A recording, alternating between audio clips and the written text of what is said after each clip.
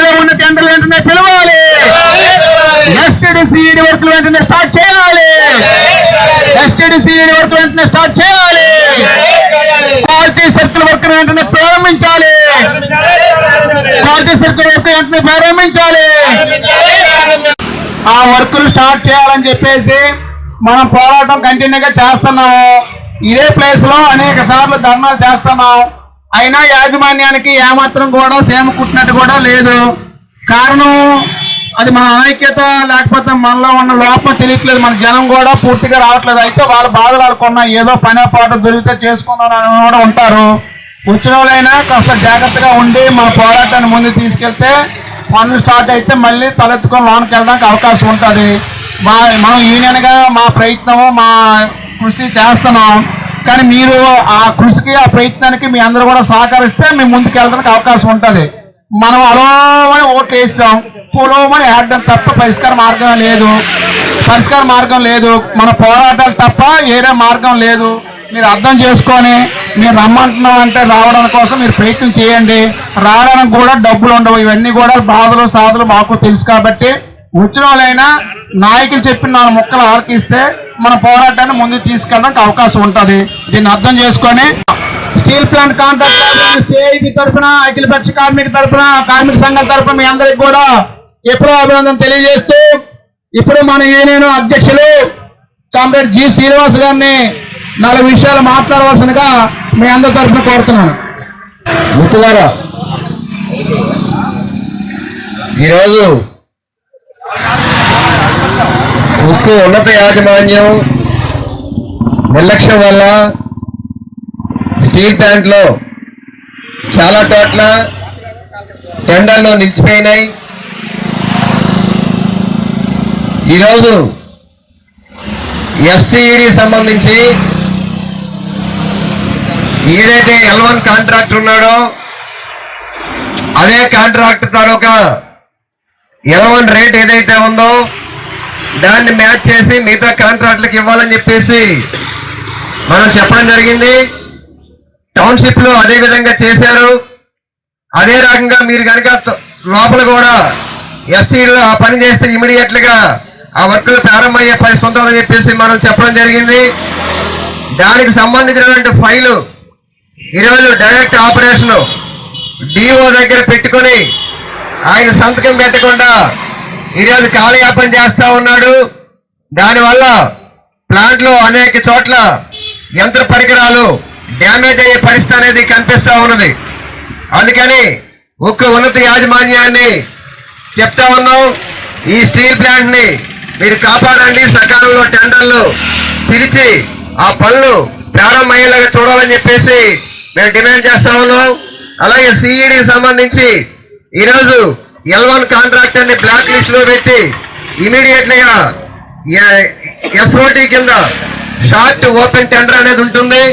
దాని ప్రకారంగా కనుక టెండర్లు పిలిస్తే ఒక 15 రోజుల్లోనే టెండర్ మళ్ళీ పిలిచి పనులు ప్రారంభించే పరిస్థితి ఉంటుంది. దానికి సంబంధించినటువంటి అంశాలు కూడా ఏ రోజుకి ఆ రోజు మనం హెచ్ఓడి గారితో మనం మాట్లాడి ఆ ప్రయత్నం అనేది చేస్తా ఉన్నాం. అలాగే ఈ ఐజీ సంబంధించి ఉన్నత యాజమాన్యంతో మనం మాట్లాడాం. వాళ్ళు కూడా చెప్పింది ఏంటంటే ప్లాంట్ పూర్తి స్థాయి సామర్థ్యంతో నడిచిన తర్వాత ఏదన్నా ఆలోచిస్తాం తప్ప ఇప్పుడున్న పరిస్థితుల్లో మాకేమీ తోచడం లేదని చెప్పేసి వాళ్ళు చెప్తా ఉన్నారు.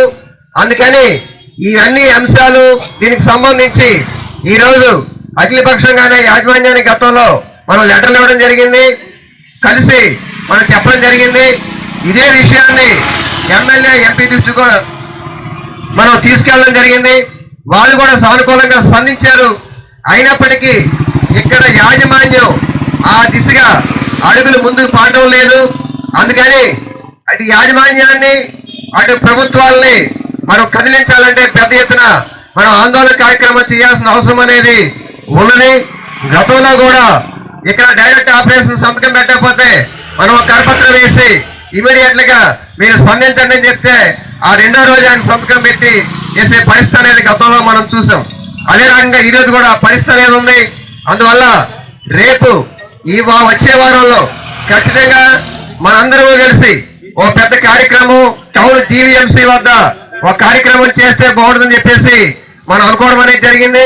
ఎందుకంటే మొత్తం నేషనల్ మీడియా అటు ప్రభుత్వ దృష్టికి తీసుకెళ్లాల్సిన అవసరం అనేది ఉందని చెప్పేసి మన అభిప్రాయపడి ఆ కార్యక్రమం కూడా చేయాలని చెప్పేసి అనుకోవడం జరిగింది.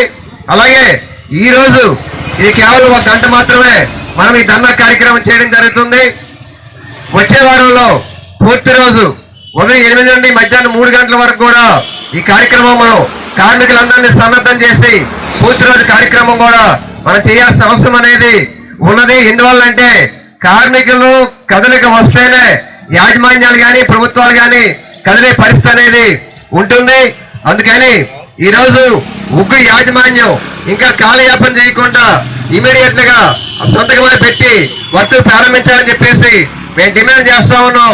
లేని వల్ల రాబో రోజుల్లో ప్లాంట్ లో మొత్తం కార్మికులందరినీ ఐక్యం చేసి మొత్తం కార్మికులందరితో పాటు ఓ పెద్ద ఎత్తున ఓ చెలయత్న కార్యక్రమం కూడా చేపట్టాల్సిన అవసరం అనేది ఉంటుంది. దానికి సంబంధించినటువంటి విధి విధానాలు మనం అన్ని అఖిలపక్ష కార్మిక సంఘాలని మళ్ళీ మనం కూర్చోబెట్టి ఆ పోరాట కార్యక్రమం కూడా రూపొందించడం అనేది జరుగుతుంది. అందువల్ల ఈ రోజు జరిగే ఈ ధర్నా కార్యక్రమం కేవలం ఒక హెచ్చరిక మాత్రమే మేనేజ్మెంట్ కి.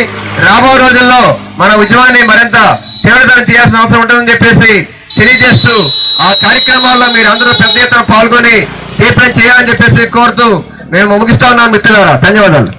మీ అందరూ కూడా ఆలకించారు. ఈ విషయం సమస్యని తీవ్రత కూడా మనం అర్థం చేసుకోవాలి. ఇందాక చెప్పిన బాధలు సాధకులు అన్ని కూడా ఉంటాయి. గత 35 సంవత్సరాలుగా ఇదే చెట్టుని నమ్ముకొని మనం ఉన్నాం.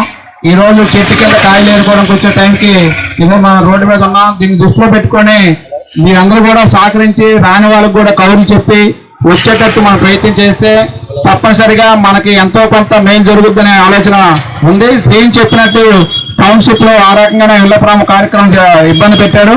వెంటనే వాడిని టెర్మినేట్ చేసి L1 ఏదైతే ఉందో దాన్ని లైనప్ చేసుకుంటూ మిగతా టెండర్లన్నీ సివిల్ వర్క్లన్నీ కూడా స్టార్ట్ చేయడం జరిగింది. ఆల్రెడీ మన 1వ తారీఖు నుండి పనులు స్టార్ట్ అయ్యి. అయితే యాజమాన్యం కూడా ఏదో రకంగా మనల్ని ఇబ్బంది పెట్టాలని ప్రయత్నం చేస్తుంది. ఇదంతా కూడా ఏదైతే మనం ఓట్లేసి గెలిపించిన రాజకీయ నాయకులు ఉన్నారో ప్రభుత్వాలు ఉన్నాయో వాళ్ళ కనసైకిల్లో ఇలా నడుస్తున్నారని చెప్పేసి మనం కూడా అర్థం చేసుకోవాలి. రాబోయే కాలం జరిగే పోరాటానికి ఏదైతే యూనియన్లు పిలిపిస్తా అది కూడా మనం పాల్గొనేట్టు ప్రయత్నం చేయాలని చెప్పి కోరుతూ శ్రీనివాస్కి మన ఉద్యమం తరఫున మన ధర్నా తరఫున ధన్యవాదాలు తెలియజేస్తూ ఇప్పుడు యూనియన్ జనరల్ సెక్రటరీ నమ్మిరావన్ని 2 విషయాలు మాట్లాడాల్సి కోరుతున్నాం. మిత్రులారా, విశాఖపట్నం స్టీల్ ప్లాంట్లో మనము నేటికి 20 సంవత్సరాలు పెట్టి కాంట్రాక్ట్ మారితే కార్మిక విధానంతోనే కార్మిక సంఘాలు సిఐటి అండతో మనం ముందుకెళ్తున్నాం. ఈరోజు రాజకీయ పరిణామాల వల్ల ఈరోజు స్టీల్ ప్లాంట్కి ఈ పరిస్థితి వచ్చింది. ఇప్పటి వరకు స్టీల్ ప్లాంట్లో ఏ టెండర్ ఆపినా ఏ జోన్లో ఏ పనులు ఆపినా ప్లాంట్కి అనేది ఒక ఇబ్బంది ఉండేది. ఇప్పుడు యాజమాన్యం ఏం చేస్తున్నారంటే కేవలం కార్మికులు తగ్గిస్తే స్టీల్ ప్లాంట్కి ఏదో లాభాలు వస్తాయనేసి ఆలోచనతోనే మొన్న ఏదైతే అక్టోబర్ 1వ తేదీని మనం పెద్ద ఎత్తున 4200 మందిని తొలగిస్తే మనం పోరాటం చేశాం. ఆ పోరాటానికి యాజమాన్యం కానీ రాష్ట్ర ప్రభుత్వం కానీ కేంద్ర ప్రభుత్వం కానీ దిగొచ్చి మళ్ళీ 4200 మంది కూడా పనిలో తీసుకోవడం జరిగింది. ఇప్పుడు ఈ ప్రభుత్వం ఎత్తుకడం లేదంటే నడుస్తున్న టెండర్లని నిలిపేస్తే కార్మికులు బయట ఉంటారు కదా అనే ఆలోచనతోనే ఈరోజు పెద్ద కొత్త అలవాటు చేస్తున్నారు. కాబట్టి దీన్ని మనం ఏదైతే కార్మికుల నుంచి పెద్ద ఎత్తున ఈరోజు కార్మికుల్లో చైతన్యపరిచి కార్మిక సంఘాలు కూడా మనం మీటింగ్ పెట్టి ఇప్పటి వరకు చూసాం. కానీ ఇప్పుడే CMS లో పని ఆపేసి సుమారుగా 15 నెలలు అవుతుంది. అలాగే ఏదైతే ఉందో జోనలు, అలాగే FCD, అలాగే పార్కులు, అలాగే ఏదైతే ఉందో మిగతా క్యాంటీన్స్ కూడా ఈ మధ్యకాలంలో కూడా ఆపేయడం జరిగింది. అలాగే సొసైటీ కూడా ఆపేయడం జరిగింది. ఇవన్నీ కలిపి సుమారుగా 800 నుంచి ఈ మంది కార్మికులు బయట ఉన్నారు. ఈ కార్మికులని మనం కూడా ఇక్కడ ఉన్న స్థానికంగా ఓట్లేసిన మన ఎమ్మెల్యే గారు MP గారు మనం ఓట్లేసాం. వాళ్ళు కూడా వెళ్ళి కళ్ళం కూడా జరిగింది. కలిస్తే మా ఎదురుగా ఫోన్లు చేయడం జరిగింది. కానీ ఇప్పుడు యాజమాన్యం ప్రభుత్వం మీద ప్రభుత్వ యాజమాన్యం మీద పెట్టి కార్మికులు రోడ్డు మీద పెట్టారు. కాబట్టి మనందరం కలిసి రేపు మనం ఏదైతే పిలిపించామో ఆదివారం అఖిలపక్షంగా మళ్ళీ మేము చెప్పాం. ఇక్కడ కూడా అఖిలపక్షం రమ్మన్నాం. కొంతమంది వచ్చారు, కొంతమంది రాలేదు. అయినా మిగతా అఖిలపక్షాలతో మనం కూర్చోబెట్టి ఒక రోజంతా పూర్తిగా GMC దగ్గర పెద్ద ఎత్తున ఈ స్టీల్ ప్లాంట్ కోసం కార్మికులు బయట ఉన్నారనేసి మేము ఇక్కడ పనిచేసి మమ్మల్ని సకాలంగా తీసేస్తే మా పరిస్థితి అనేసి ఒక రోజంతా GMC విగ్రహం దగ్గర టౌన్లో మనం కార్యక్రమం చేయాలనేసి చెప్పాం. ఇది కూడా కార్మిక సంఘంతో పిలిచి వచ్చిన సంఘాలతో చేసే కార్యక్రమం చేపట్టం చేయాలి. అలాగే ఇప్పుడు మనం కూడా చెప్తున్నాం, ఈ స్టీల్ ప్లాంట్ కోసం ఏదైతే 2021 జనవరి 27వ తేదీని ఈ స్టీల్ ప్లాంట్ అమ్మేస్తాం, మూసేస్తామని ఎవరైతే కేంద్ర మంత్రి నిర్మలా సీతారామన్ గారు అన్నారో, ఈ రోజుకైతే 14 రోజులకి దగ్గర పడుతుంది. దీన్ని ఇప్పటికే కేంద్రంలో ఉన్న బీజేపీ ఎవరైతే ఉన్నారో కుమారస్వామి గారు, ఈ స్టీల్ ప్లాంట్ ఇంకా మీకు ప్రైవేటీకరణ అవ్వదు, ఇది ప్రభుత్వ సంస్థల కొనసాగుతుంది, కేంద్రం నుంచి మీకు నిధులు అందిస్తామని చెప్పి ఈ రోజు అదే పార్లమెంట్ లో ఈ స్టీల్ ప్లాంట్ ప్రభుత్వ సంస్థలో ఉండదు, ప్రైవేటీకరణలో బాటలో నడుస్తుంది అనేసి మళ్ళీ ప్రకటన చేయడానికి పచ్చి దుర్మార్గం అనేసి ఈ సమాముఖంగా తెలియజేస్తున్నాను. అలాగే ఇప్పుడు ఏదైతే ఉందో కూటమిగా ఉన్న మన ముఖ్యమంత్రి చంద్రబాబు నాయుడు గారు కూడా మన వైజాగ్ వచ్చి ఉన్నారు. ఈ స్టీల్ ప్లాంట్ ప్రైవేటీకరణ విధానాన్ని ఆపమనేది ప్రకటన చేసి వెళ్ళాలనేసి సమాముఖంగా తెలియజేస్తున్న మిత్రులారా. కాబట్టి మనకి ఈ టెండర్ని జయప్రదం చేస్తే ఈ స్టీల్ ప్లాంట్ ప్రభుత్వ సంస్థలో కొనసాగుతుంది. కాబట్టి మనందరూ కలిసి రేపు ఆదివారం నాడు ఏదైతే మన టెంట్ ఉందో ఆ టెంట్ దగ్గరికి అందరూ కూడా 8 గంటలకు వచ్చి మన కార్యక్రమం జయప్రదం చేస్తారని కోరుతూ నాకు అవకాశం ఇచ్చినందుకు ప్రత్యేక ధన్యవాదాలు చేస్తూ ముగిస్తూ మిత్రులారా. మీరు కూడా అర్థం చేసుకోవాలి, పరిస్థితి బయట యాజమాన్యం పూర్తిగా స్టీల్ యాజమాన్యం పూర్తిగా కేంద్రంలో ఉన్న బీజేపీ, రాష్ట్రంలో ఉన్న కూటమి ప్రభుత్వంపై ఆధారపడి ఉంది. వాళ్ళు ఏం చెప్తే అదే నడుపుతున్నారు తప్ప ఒక ట్రేడ్ యూనియన్ ఉంది, దీనికి ఒక చట్టం ఉంది. ఇది 1947 స్వాతంత్రం ముందు వచ్చిన కార్మిక హక్కులు, కార్మిక సంఘాలు, వీటికి కూడా విలువకుండా చేయాలనేదే కేంద్రంలో బీజేపీ ప్రభుత్వం ఆడుతున్న డ్రామా. ఈ రోజు ఏదైతే కార్మిక వర్గ పోరాటాలు నీరుగార్చడం కోసం ఏముందలే, ఏమి అవ్వట్లేదు, ఏమి చేయలేకపోతున్నారు అనే వాదన మనలో నీరసం తేవడం కోసం ఈ రకంగా యాజమాన్యం ప్రభుత్వాలు ప్రయత్నం చేస్తున్నాయి. మనం అంత గట్టిగానే మేము ఏదైనా తెగిస్తాం, పోరాడతాం, ముందుకెళ్తాం, మా పని మేము తిరిగి జాయిన్ అవుతామన్న నమ్మకంతో మనం పోరాటం చేయాలని చెప్పేసి మీ అందరికీ తెలియజేసి రేపు ఆదివారం జరుగుతున్న టెంట్ లో కూడా మీ అందరూ పాల్గొనాలని చెప్పిన రమణకి ధన్యవాదాలు తెలియజేస్తూ canteen employees general secretary Narayana మాట్లాడాల్సిందిగా కోరుతున్నాను. ఈ కార్యక్రమాన్ని ఉద్దేశించి వచ్చిన ప్రతి ఒక్క కార్మికుడికి అలాగే నాయకులకు ముందుగా నమస్కారాలు తెలియజేస్తూ, కామ్రేడ్స్, ఈరోజు ఇంతకు ముందే మన నాయకులు మనందరికీ చెప్పారు, ఇక్కడ కేంద్ర ప్రభుత్వం రాష్ట్ర ప్రభుత్వం ద్వంద్వ వైఖరిని అవలంబించడం వలన ఏదైతే కేంద్రంలో స్టీల్ మంత్రి దగ్గర నుంచి స్టీల్ సెక్రటరీ ఇక్కడికి వచ్చి ఏం చెప్తాడో అదే యాజమాన్యం చేయడం జరుగుతూ ఉంది. అందులో భాగమే మనందరం ఇక్కడ ఉండడం. ఈరోజు సెప్టెంబర్ 28వ తారీఖున 4,000 మందిని తీసేసిన తర్వాత మళ్ళీ పెద్ద ఎత్తున అక్టోబర్ 1న చాలా పెద్ద ఎత్తున ఈడీ వర్క్స్ ముట్టడి చేయడం జరిగింది. దానికి అప్పటికప్పుడు మనం యాజమాన్యం మెల్లంచి మనందరం లోపలికి వెళ్ళడం, ఈ రకంగా వెంటనే తొలగిస్తే వీళ్ళని మనం తట్టుకోలేమని చెప్పి ఈరోజు యాజమాన్యం అయిపోయిన టెండర్లని పిలవడం మానేసి కార్మికులు పట్టకొడుతూ ఉంది. కనీసం టెండర్లు పిలిచి వీళ్ళు ఎట్లా బతుకుతారన్న ఆలోచన కూడా చేసే పరిస్థితి యాజమాన్యాలకు లేదు. రాష్ట్ర ప్రభుత్వం కానీ కేంద్ర ప్రభుత్వం కానీ అసలు లేదు. మనం ఇంతకు ముందే మన వాళ్ళు చెప్పారు, ఈ సిఈడి వర్కర్లకు సంబంధించి ఎమ్మెల్యే గారికి కానీ ఎంపీ గారికి కానీ వినతి పత్రాలు ఇవ్వడం జరిగింది. అయ్యా, స్టీల్ ప్లాంట్ లో కాంట్రాక్ట్ కార్మికుల పరిస్థితి ఇది, ఖచ్చితంగా మీరు స్పందించండి అంటే ఏ ఒక్క నాయకుడు మన గురించి అడిగే పరిస్థితి లేదు. మనం మాత్రం మన పట్టుకోరికి వచ్చేసరికి రకరకాల దీని మీద ఎక్కడున్నా సరే మనం ఎర్రజెండా కింద ఉంటాం. కానీ మన హక్కుల్ని కాపాడేది ఎవరు, కాలరాసేది ఎవరు అన్నది ఇప్పటికి కూడా మనకు అర్థం కాకపోతే ఖచ్చితంగా మనం రానున్న రోజుల్లో దెబ్బతినే పరిస్థితి ఉంటుంది. అందుకని ఇప్పటికైనా మన కార్మికులందరినీ కదిలించి ఈ యొక్క పోరాటాన్ని ఏదైతే స్టీల్ ప్లాంట్ పూర్తి సామర్థ్యంతో నడిస్తే మనందరికీ ఉపాధి ఉంటుంది. ఈ ఉపాధి ఉండాలనంటే మన కార్మిక వర్గం ఏకమై మన హక్కుల్ని ఏవైతే కాలు రాస్తున్నాయో కేంద్ర రాష్ట్ర ప్రభుత్వాలు వాటిపైన మనం పోరాడాల్సిన అవసరం ఎంతైనా ఉంది. అందుకే ఇందులో భాగమే మనందరికీ ఉపాధి కోల్పోవడం, ఈరోజు క్యాంటీన్లు కూడా మూసేసే పరిస్థితి.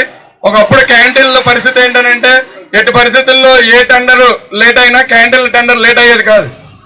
కానీ ఈరోజు ఎంప్లాయీస్ ఇబ్బంది పడుతున్నారని తెలిసినా కూడా వాళ్ళకి ఎంతో కొంత అమౌంట్ పెంచిచ్చేస్తాం, లేదంటే క్యాంటీన్లు మూసేస్తాం, ఈ రకంగానే యాజమాన్యం వ్యవహరిస్తుంది తప్ప ఇక్కడ స్టీల్ ప్లాంట్ కార్మికుడికి ఉపాధి రావాలనంటే, ఉపాధికి భంగం వాటిల్లకుండా ఉండాలనంటే వాడికి సరైన భోజనం పెట్టాలన్న ఆలోచన కూడా లేదు ఈ యాజమాన్యానికి.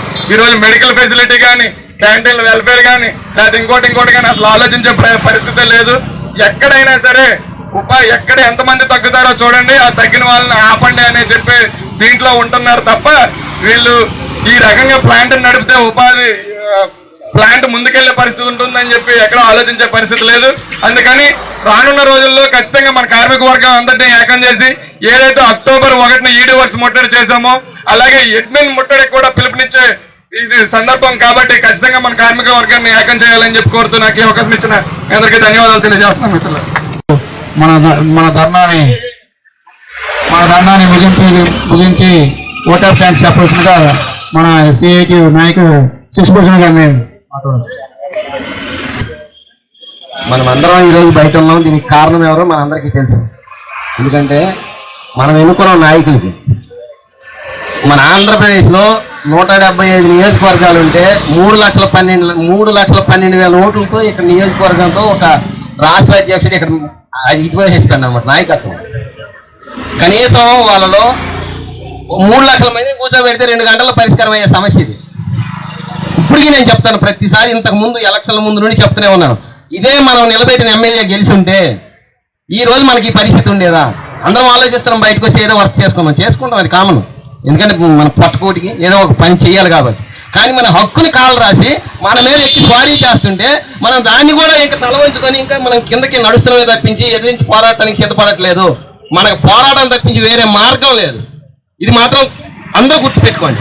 వెళ్ళిపోతే ఏదో పని చేసుకుంటాం కానీ మన హక్కుల్ని కాలు రాస్తున్నారు, మనం ఎందుకు మాట్లాడట్లేదు, తిరిగి పోరాటం ఎందుకు చేయట్లేదు? కాబట్టి ఈ చైతన్యం మనకు కలిగితే ప్రతి ప్రభుత్వాలే కాదు యాజమాన్యం కూడా దిగి మన కాళ్ళ దగ్గరికి వచ్చి మన సమస్యలు పరిష్కారం చేస్తుంది. కాబట్టి అందరం ఆలోచించి ఏదో ఒక రోజు అడ్మిన్ బిల్డింగ్ ముట్టడి చేస్తే మనకి ఈ సమస్యకి పరిష్కారం దొరుకుతుంది. కాబట్టి అందరూ ఏకంగా పోరాటానికి సిద్ధపడాలని తెలియజేస్తూ నాకు ఈ అవకాశం ఇచ్చిన మీ అందరికీ ధన్యవాదాలు తెలియజేస్తూ ముగిస్తున్నాను. నాయకులు రావణమూర్తి 2 నిమిషాలు మాట్లాడాలనుకో.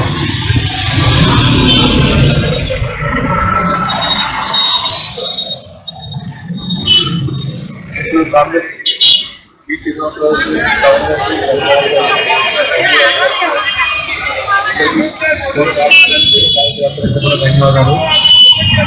గత 3 నెలల నుంచి కూడా మనం ఈ ధర్నా కార్యక్రమం జరుగుతున్నాం. స్త్రీ యొక్క ముందు దగ్గర వల్ల మన యొక్క ప్రవర్తన వల్ల మన జీవితాలన్నీ కూడా ఇలా రూపొందవలసిన పరిస్థితి వచ్చింది. రాబోయే రోజుల్లో మనం యూనియన్ కమిటీ వల్ల మనకు నిర్ణయించారు. ఒకరోజు ధర్నా మొత్తంగా ఇక్కడ కూర్చొని రోజు కమిటీగా ధర్నా చేయాలని. ఈ 600 మందిలో కూడా మనం వచ్చిన వాళ్ళు కూడా చాలా తక్కువ మంది వస్తున్నారు సైట్ నుంచి. రాబోయే రోజుల్లో వాళ్ళు చేయలేటువంటి ఉద్యోగాన్ని మనం చాలా ఉద్యోగం చేయాలి కాబట్టి ఇంకా అందరూ కూడా వాళ్ళకి కలిసికట్టుగా చేసి మనం ఈ విధంగా ముందుకు వెళ్ళాలని చూస్తున్నాం. దీన్ని రాజకీయంగా కూడా ముందుకు తీసుకోవడానికి మన మీటింగ్లో జి శ్రీనివాస గారు చెప్పారు. జి శ్రీనివాసరావు గారు చెప్పిన తర్వాత జి శ్రీనివాసరావు గారు మనం హామీ ఇచ్చాం. రాజకీయ నాయకులు కూడా ఇన్వాల్వ్ చేయాలని కనుక్కున్నాం. మా సహకారం ఎలా ఉంటుందని చెప్పి స్పీకర్ గారి దగ్గర నుంచి పవన్ కళ్యాణ్ గారి దగ్గర కూడా ఈ విషయం తీసుకెళ్ళడానికి మేము ప్రయత్నం చేస్తున్నాం. మీరందరూ కూడా మాకందరూ సహకరించి మీరు ఈ కార్యక్రమంలో పాల్గొంటే కనుక మేము ముందుకు నడిపించాము. అంచేత రాబోయే రోజుల్లో మనం చేస్తున్నటువంటి ధర్నా ఒక వారం రోజుల్లో 10 రోజుల్లో డిసైడ్ చేసి ఇక్కడ జీవీఎంసీ బిల్డింగ్ దగ్గర కూడా మనం ధర్నా చేయాలని నిర్ణయించుకున్నాం. అఖిలపక్ష కమిటీ అందరూ దానికి ప్రజలందరూ కూడా డేట్ చెప్తాను. డేట్ చెప్పిన తర్వాత ఆ రోజుని అందరూ కూడా మన కుటుంబ సమేతంగా అందరూ కూడా వచ్చి ఆ ధర్నాల కార్యక్రమంలో పాల్గొని మనం విజయవంతం చేస్తామని కోరుకుంటూ అవకాశం ఇచ్చినటువంటి ఈ రోజు ధన్యవాదాలు తెలుపుతున్నాను. గత 4 నెలలుగా విశాఖపట్నం స్టీల్ ప్లాంట్ లోనే దాదాపు 15-20 ఏజెన్సీల వరకు టెండర్లు ఆగిపోయి 600 మంది కాంట్రాక్ట్ కార్మికులు అలాగే క్యాంటీన్ వర్కర్స్ ఈరోజు ఉపాధి లేకుండా గేట్ బయట ఉండడం అనేది జరిగింది. ఈరోజు స్టీల్ యాజమాన్యానికి అనేక సార్లు చెప్పినా కూడా దున్నపోతు మీద వర్షం పడిన చందంగా వ్యవహరిస్తున్నారో తప్ప ఈ కాంట్రాక్ట్ కార్మికులకు ఉపాధి కల్పించాలని ఏ మాత్రం సోయి లేకుండా ఇక్కడున్న స్టీల్ యాజమాన్యం వ్యవహరిస్తుంది. దీనికి వ్యతిరేకంగా పెద్ద ఎత్తున మనం పోరాటం చేస్తున్నాం. అయినా కూడా సమస్య పరిష్కారం కాలేదు. రాబోయే కాలంలోని ఈ ఉద్యమాన్ని మరింత ఉధృతం చేయడం కోసం అఖిలపక్ష కార్మిక సంఘాలందరినీ ఒక తాటి మీద తీసుకొచ్చి పోరాటాన్ని ముందుకు తీసుకెళ్తున్నాం. స్టీల్ యాజమాన్య బెదిరింపులకి కవ్వింపు చర్యలకు దిగినా కూడా మన ఉద్యమాన్ని సాగించాలి. కాబట్టి ఈ ధర్నాను ఉద్దేశించి డివిఆర్ ట్రేడ్ యూనియన్ నాయకులు అక్కా శ్రీనివాస్ గారిని 2 నిమిషాలు మాట్లాడాలి. మరి ఇక్కడ చూసినటువంటి మరి సభాధ్యక్షుల వారు అలాగే మరి మా తోటి యూనియన్ నాయకులందరికీ పేరు పేరున ధన్యవాదాలు తెలుపుతున్నాను. మరి ఈ రోజు అకారణంగా ఇంతమంది కాంట్రాక్ట్ వర్కర్లు పట్టగొట్టి ఈ స్టీల్ ప్లాంట్ మరి ఏం చేయాలనుకుంటుందో మరి ఒకసారి మనం గమనించి గట్టిగా సోదరులారా మనం పెద్ద ఎత్తున పోరాటాలకు వెళ్ళి మరి మన హక్కులు మనం సాధించుకోవాలి. ఈ రోజు ఎందువల్ల టెండర్ పూర్తయిన ప్రతి ఏజెన్సీ వాడు కూడా మళ్ళీ టెండర్ రీటెండర్ పిలవట్లేదు, మళ్ళీ జాయిన్ చేసుకోవట్లేదు, పాటవట్లేదు. మరి దీన్ని గమనిస్తే మరి ఎంత అన్యాయంగా మనల్ని ఆఫ్ చేసి మన పక్కన కొట్టిన ఈ మేనేజ్మెంట్ కి గట్టిగా మనం బుద్ధి చెప్పాలంటే మరి రాబోయే రోజుల్లో మన పోరాటాలు తీవ్రతరం చేయాలి. మరి మన పోరాటం ఎంత గట్టిగా చేస్తే మరి అంత గట్టిగా మనకి ప్రతిఫలం ఉంటుందని నేను అంటున్నాను. మరి దీనికి సంబంధించిన మరి ప్రతి ఒక్కరు కూడా మన ఆఫీసులోనే కాదు, హైకోర్టులోనే కాదు, అలాగే మన తోటి కార్మికులందరూ వాళ్ళు పనిచేస్తున్నటువంటి వాళ్ళు కూడా మరి పెద్ద సపోర్ట్ ఇచ్చి ఎందుకంటే సోదరులారా ఎంతమంది నాయకులు ఉన్నా సరే మొత్తం మిగతా వర్గాలందరూ కూడా మన తోటి కలిసి వస్తే గట్టిగా పోరాటాలు దిగి మన హక్కులు మనం సాధించుకుంటాం. మరి టైం తక్కువ ఉంది కాబట్టి దాంతో ముగిస్తూ మరి కాంట్రాక్ట్ కార్మికులు ఇంకా వర్తిల్లాలి. Welcome to our YouTube channel. Don't forget to like, subscribe and share the videos.